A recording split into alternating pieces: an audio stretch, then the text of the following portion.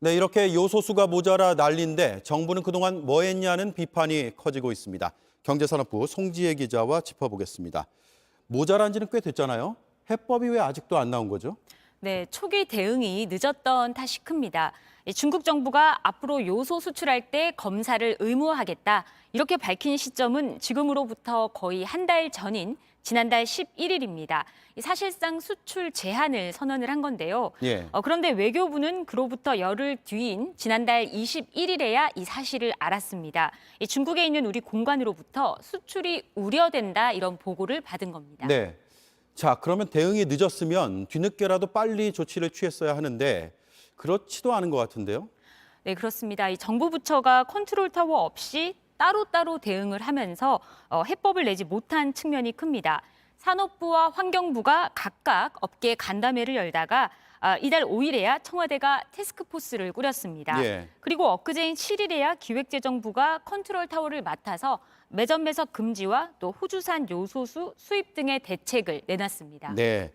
자, 이 부족 사태를 오판했다는 정부 안에서의 반성도 나왔잖아요. 맞습니다. 이 김부겸 국무총리의 말인데요. 바로 어제 초기에 적극성을 띠고 했다면 이 상황이 악화되는 것을 막을 수 있지 않았겠나 하는 아쉬움이 있다라면서 아프게 반성한다 이렇게 말을 했습니다. 예. 실제로 청와대에선 처음에 이번 사태를 비료 부족 문제 정도로 인식한 분위기도 있었던 것으로 파악이 됐습니다. 결국 초반의 사태를 안일하게 생각했던 것 아니냐 이런 지적이 나오는데요.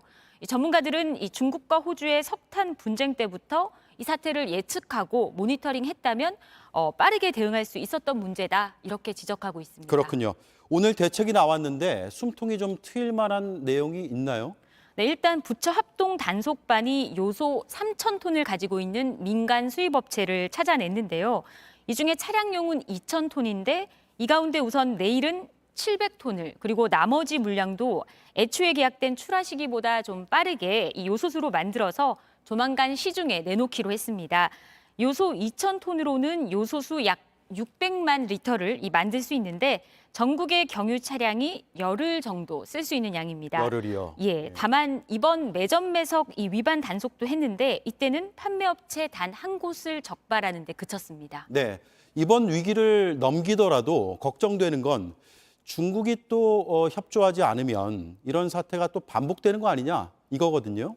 네, 산업력 요소의 중국 의존도 지난해 88%였는데 올해는 97%로 더 높아졌습니다.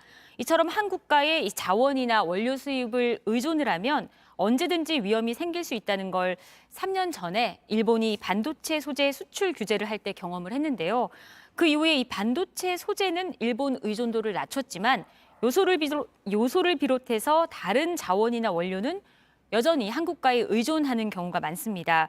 이 때문에 일단 요소를 전략 자원으로 분류해서 다시 국내에서 생산하자 이런 목소리도 정부 안에서 나오는데요. 예. 이 구윤철 국무조정실장은 오늘 마이너스가 나면 이 국가가 손실 보상을 하든 보조금을 주든 국내에서 어느 정도 생산은 해야 되지 않겠느냐는 논의를 하고 있다 이렇게 말했습니다. 알겠습니다. 여기까지 듣겠습니다. 송지혜 기자였습니다.